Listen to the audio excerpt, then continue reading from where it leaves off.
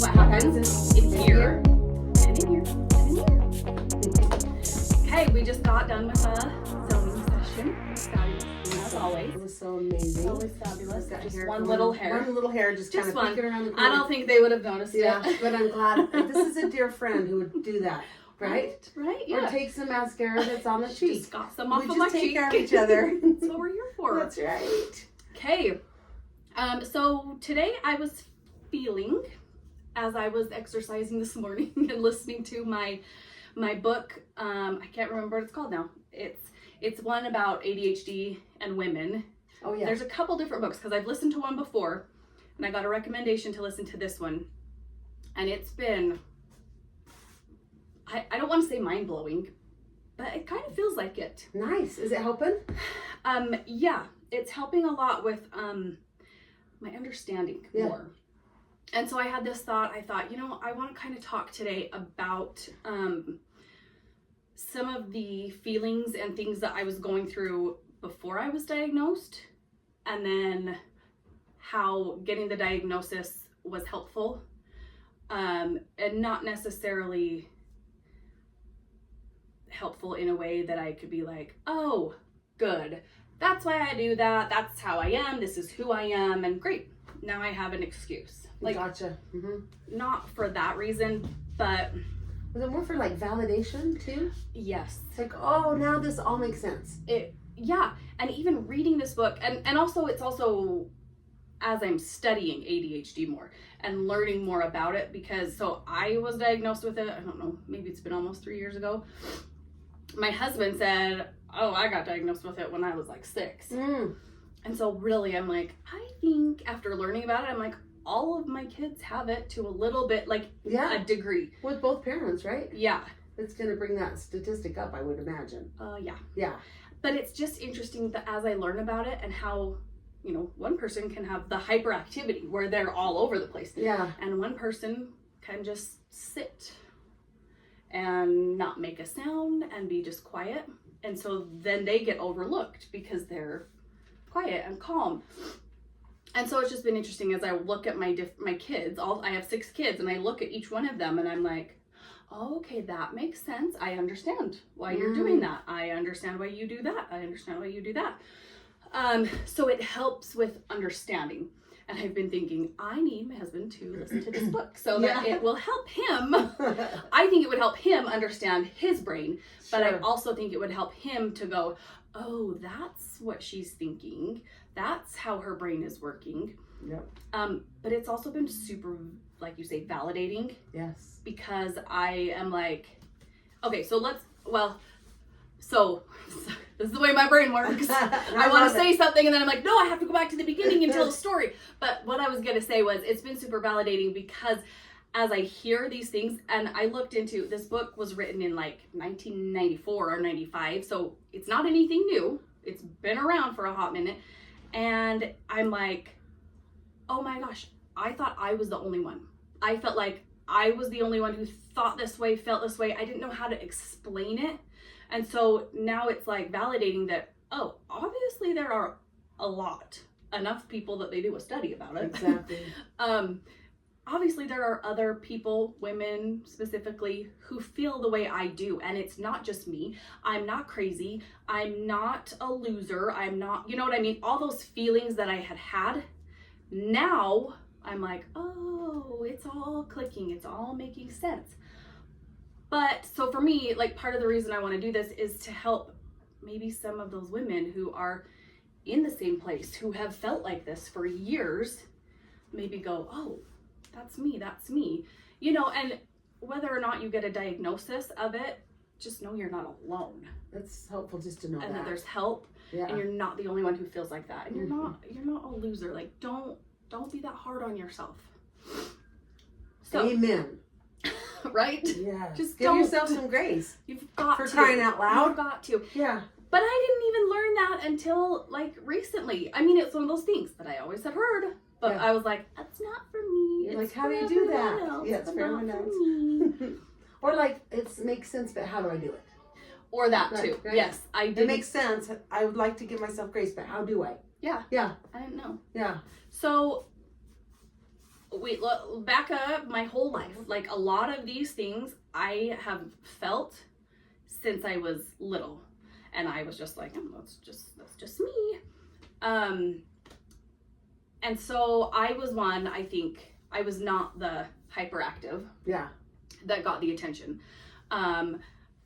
But I was the one who would sit and daydream and just be quiet and just do and get lost, you know. But then it was like I would do just enough to get, you know, decent grades. It's kind of like, you know, just fly under the radar. Yes. I'm just floating along here, but I'm not confident enough to ask for help. I'm not confident or feeling worthy enough. Yeah. Like thinking I can get help because I can do this. I just need some help. It was just like, I'll never understand it, so it doesn't matter. I'll just kind of get it done good enough and turn it in. Yes. So I had times like that.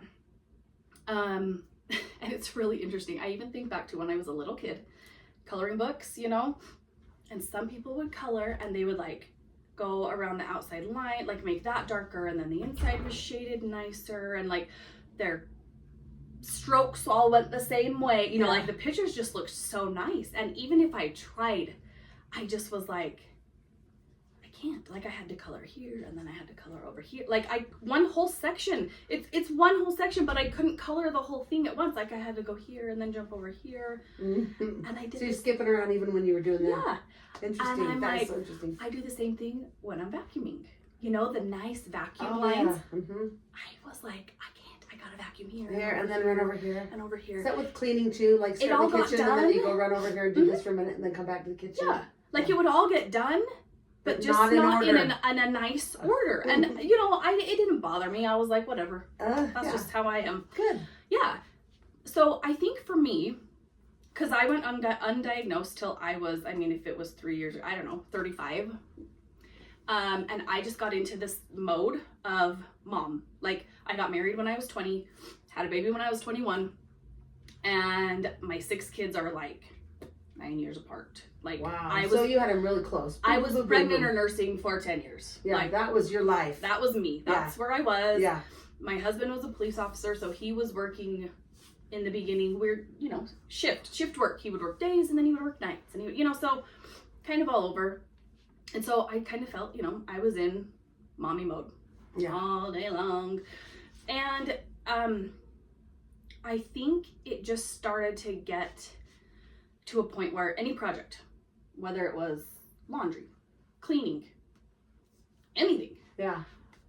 I didn't have, first of all, the attention span. Second of all, you got a whole bunch of little kids. Yeah. Right? So you have interruptions. A lot of distractions all time. around.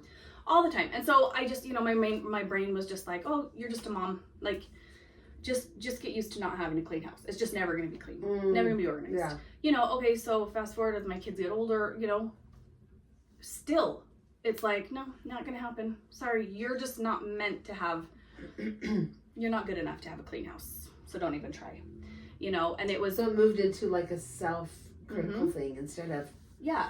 My brain went from, like, my brain was creating a pattern because of what I was doing. Yeah. It was like, well, you're not going to finish it, so save yourself the trouble of starting it. Like, you're not going to finish it. You explained that to me before. Yeah. Yeah. Yeah. So I'm just not going to start it anymore because I never finish. Yeah. And Isn't that interesting? Why organize? It's just going to get disorganized. Why pick up the toys? They're just going to get them out tomorrow. You know, just that kind of thing.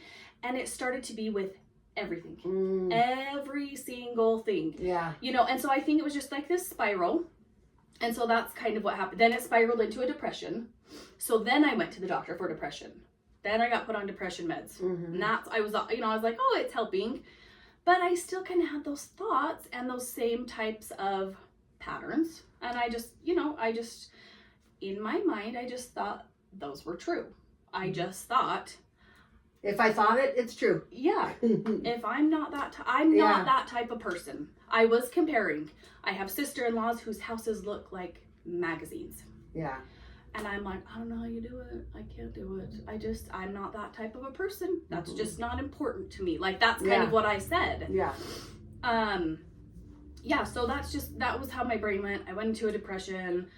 And so then things got worse, and I just was like, okay, I got to get my depression meds checked. Went in to do that. He diagnosed me then with ADHD. And I was like, what? No. Yeah. And put me on, I filled out a questionnaire, and I was like, oh, Like yes. you're answering everything. Yes. And I'm like, yes. oh, my husband should probably come take this. Oh, and that kid, these kids have, yes. You know, I'm like, oh man, we probably all have it. So he put me on some medicine, life-changing. Okay. So the thing that I kind of wanted to talk about though is, like, first of all, the medication is, yes, it's life-changing, but it doesn't change your brain. It doesn't change your habits. It doesn't change. So it helped me it gave me hope. It helped me to see that I have value. I'm a real person. But then that's when I needed more help to change to rewire my brain. Mm-hmm. And I had actually learned about that from my mom. My grandpa had a stroke. Mm. And he is an amazing musician and a composer and done tons of stuff. So where the stroke was, it affected I think it was his right arm.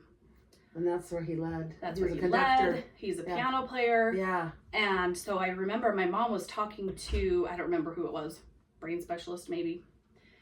And they said, because my mom was like, he's never gonna play again. Oh. And this is his life. Like, he's, you know, and the doctor was like, oh, he will.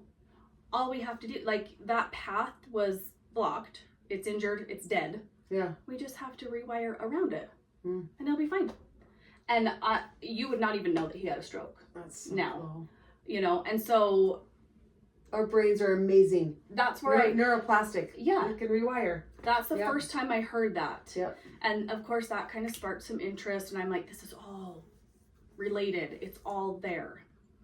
So, you know, that's one of the things that I just kind of, you know, wanted to talk about. And like, if you're feeling those things, if you're feeling hopeless, if you're feeling, get help. Like, there is help. There's books, so many books that can help you. But the thing that's really helped me is having a coach. And having a diagnosis, it helped, but not that I wanted to play the card of, this is my excuse now. Yeah. It was information to help you make changes. Mm-hmm. And the medication helps you also to make those changes. Oh. Because you can focus more now. Oh, yes. Yeah. Oh, it still helps me daily. Oh, I can tell when it's wearing off so I do hair, and I can tell. And I think, honestly, this is part of the reason why I didn't really do hair before. First of all, I didn't ever feel confident and good enough. Mm-hmm. But I also, like, some of the things, they take time and they take patterns, and I couldn't focus. That's too long to just stay in that same pattern. So, like rolling a perm. Yeah. Or putting eyelashes on someone. Yes. And so I was like, I can't do it for that long. Like, this is too. I've discovered now that I think that's why. Because I notice because I take a pill in the morning, one in the afternoon.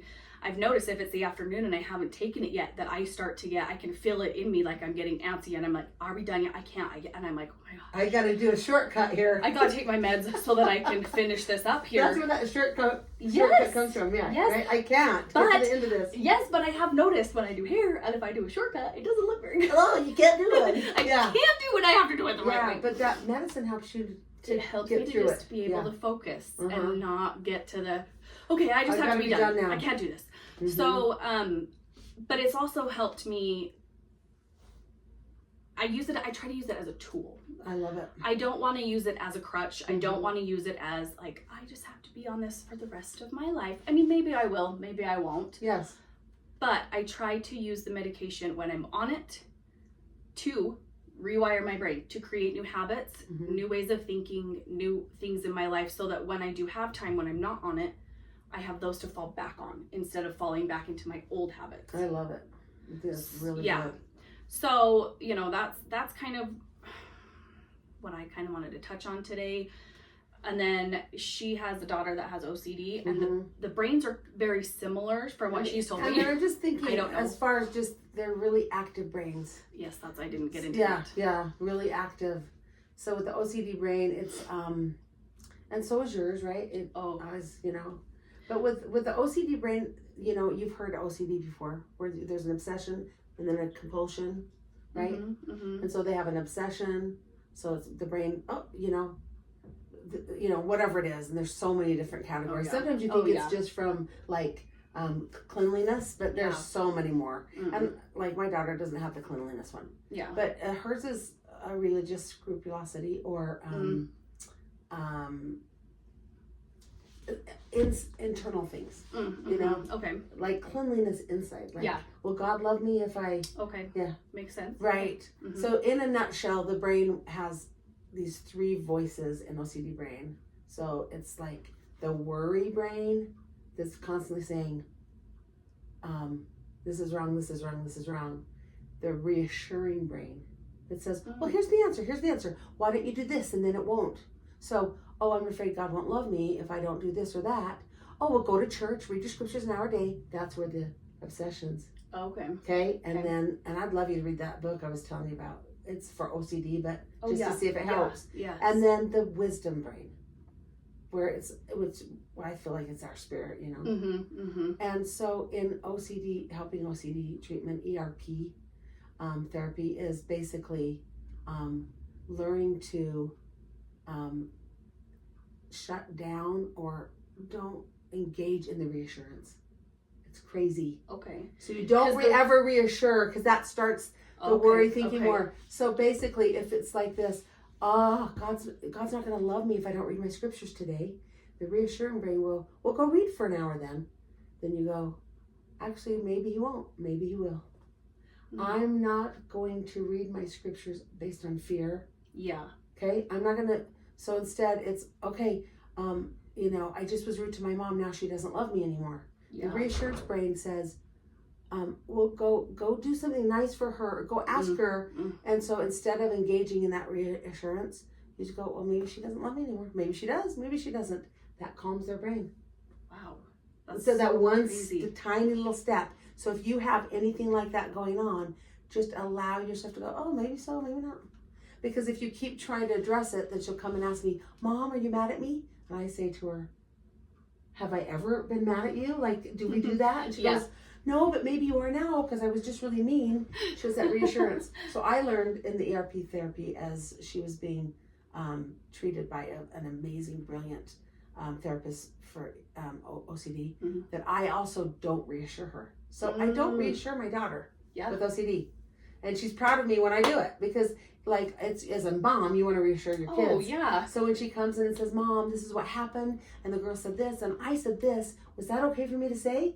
I go, maybe it was, maybe it wasn't. And she goes, Mom, you're so good, pound it. And it just calms the brain.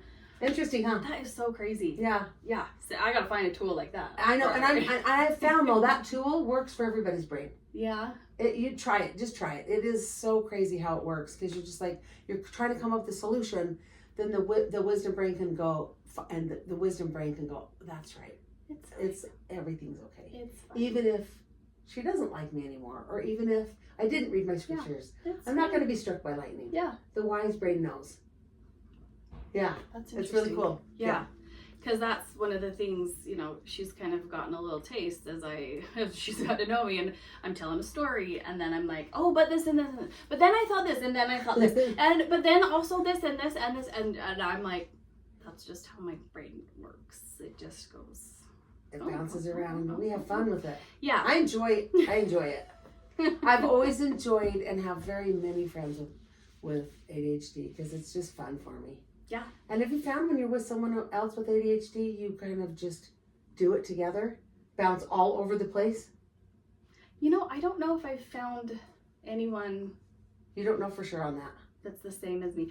I have found, though, when I'm with other people in pub, I'm a quiet. Yeah.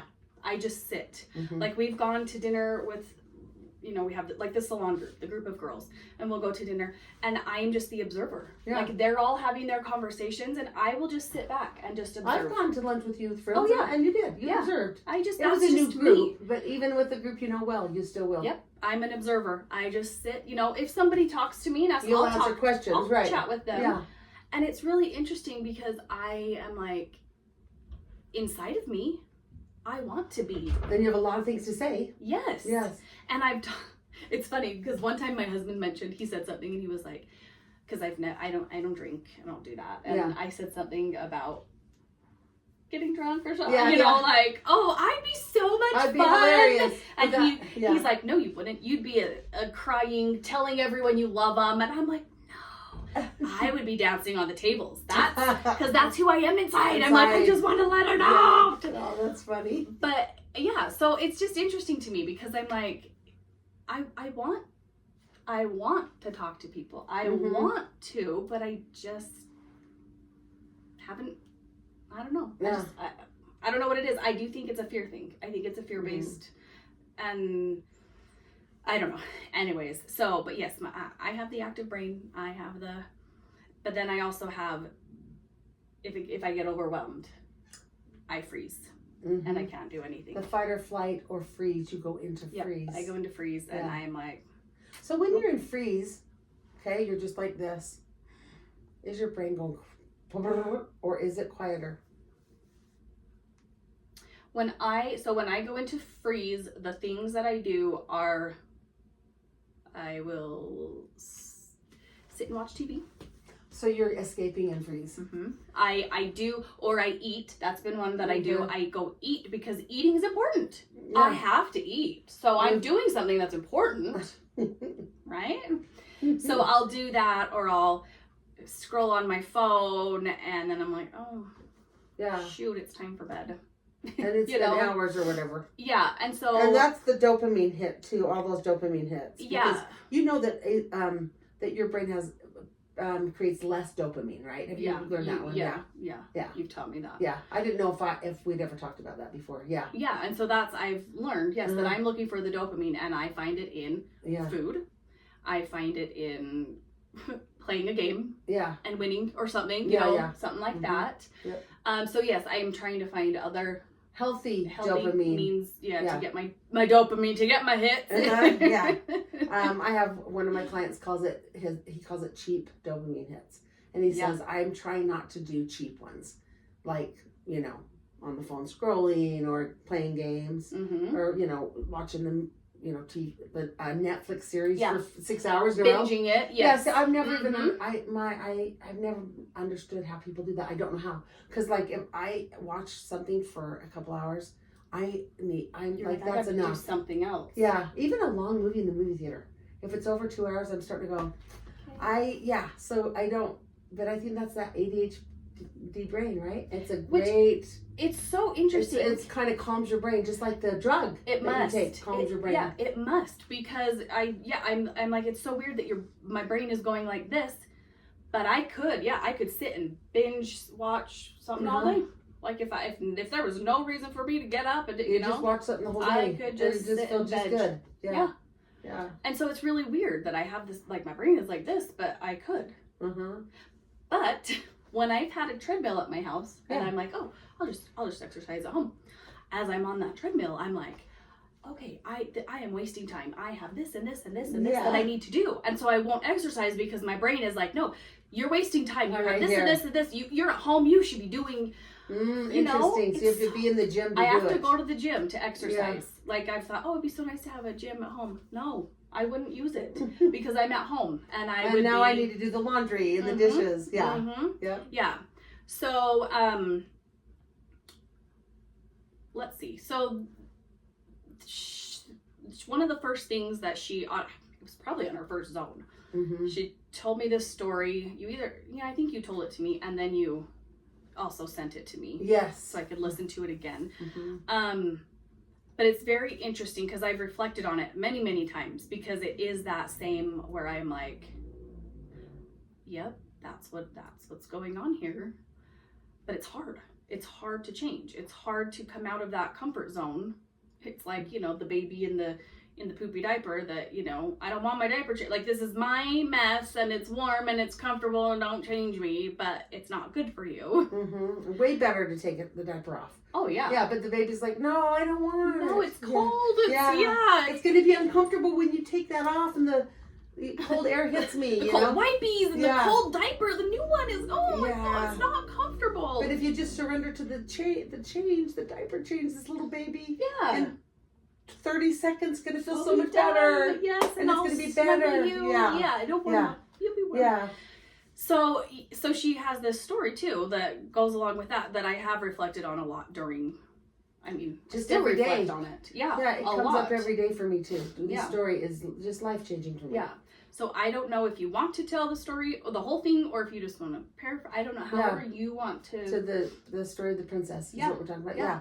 I'll tell a very, very quick, like a condensed version of it. So basically, there's a kingdom with a king and a queen who absolutely adore their new baby that was just born, and it took a long time for them to have a baby. So there is just, and also these two remarkable people just love their baby very well. Just love. The baby at 3 or 4 months gets kidnapped, taken away. And a group of fishmongers, not to say that's a bad career or anything, that's just who happened to snag her. They kidnapped her. And they were people who were really struggling and they weren't making good choices. So this little girl was abused in all the different ways that she could be. Yeah. And so she was going from, town to town. They had her sort of be a slave to them. She would be the one that would gut the fish. So she reeked of fish. She slept on, dirt, the ground, little huts, and moved all over the place and was being abused in every way you can imagine. On the other side of this, the king and queen never lost hope to find her. They sent servants out every day to find this little girl, and they never lost hope. And every year they'd update her beautiful big room with a tall canopy bed with clothes, now at a 1-year-old, now a 2-year-old, now a 3. So whenever they found her, they'd be ready for her. And when she was about 13, 14 years old, she was found. They brought her into the kingdom. The parents, the queen and king and queen were just filled with love, hugging her, loving on her. And she was like, who are you guys? Who are you? Right? And they got her cleaned up, the fish smell away, and showed her room with all these jewels and crowns and her big tall canopy bed. And she had all this amazing food to eat. And she was just like completely out of body. What's going on? Right? She couldn't really even see how beautiful it was. Because it was like, wait, what's going on? This is not normal. Yeah. And so that first night they tucked her in, so much love for her. And they were slow with her because they could see this was difficult. And they tucked her in and she climbed up the canopy bed, laid down, they left the room. She's in this amazing bed with silk sheets and downy pillows and blankets and everything. So comfortable. She's been sleeping on the floor all these years. And she immediately crawled back down, slept on the floor, and she said, "Get me out of here. I want to go home." Home was, right now, she was home. But right now in her mind, home was in the huts and with the fish, the sticky fish. Even though it wasn't better, it was what was normal. And so we want sometimes what is normal feeling to us, even if we have something way better right here. Yeah. Okay? And so ultimately, after days and then weeks of these parents being so consistent with their love, some things started to shift. She started to rewire her brain for happiness and joy. And she started to become the princess she already was, right? And she literally started to see the magic and the miracles all around her. And that night, the first night, a few weeks in, the first time she crawled up and slept on the bed and felt the downy pillow and the comforter and was like, whoa, this is comfortable. And she belonged and she knew who she was. She knew she was the princess. Then she could start to really embrace a better life. Yeah. Better. And this life is now becoming the normal life for her. So you can figure all of these analogies out in your head. I'm sure you can. But if you can't, basically, we will sometimes choose, many times choose what is normal, even if it isn't better. Because we just, And so that uncomfortable place of, when they change the diaper, right? Yeah. It's going to be better. It is better. And when she was hollering and screaming out, I want to go home, get me out of here. And this is why we reflect on it every day. When are we choosing to climb up on the canopy and be the princess we already are? Yeah. Become who we already are. And when are we saying, no, I'm going to sleep on the floor. Get me out of here. And just constantly noticing that throughout the day. Yeah. When am I being the princess that I already am? Mm-hmm. Growing, learning, becoming, having a better situation for me. For some people, that might mean taking a step away from someone who's abusing them. Yeah. For some, it might mean just taking that choice to food prep and eat what's healthy because, it's all different levels of just being the princess you already are. But it's giving yourself grace and love and the courage and the strength and believing in yourself enough to better your circumstances. Yeah. Mm-hmm. And it's hard sometimes. Yeah. And she took a while to get there. Yeah. Yeah. And that's one of the things that, for me, because I've had that self-talk of negative of you're not worth it. And so I got to not embrace that. Yeah. Because it's going to probably pop up forever because of the way your brain works. Yeah. But you're just not going to embrace it. Yeah. Well, that's interesting. That's an interesting thought. Yeah. Thanks for that. That's Thanks. not true. Yeah, exactly. Yeah. So, hopefully that story helps you. Maybe you'll reflect on it a little bit more. But hopefully something we say can help someone. So if you know anybody who might need to hear something, pass this on to them. Please Get do. it to them. We'd love that because that's all we want to do is just help. Just shine a light. Yeah. Just shine a light. Just to help people. So thanks for joining us, guys, for what happens in here and what happens in here. And in here. Mwah. Have a good day. Bye, guys.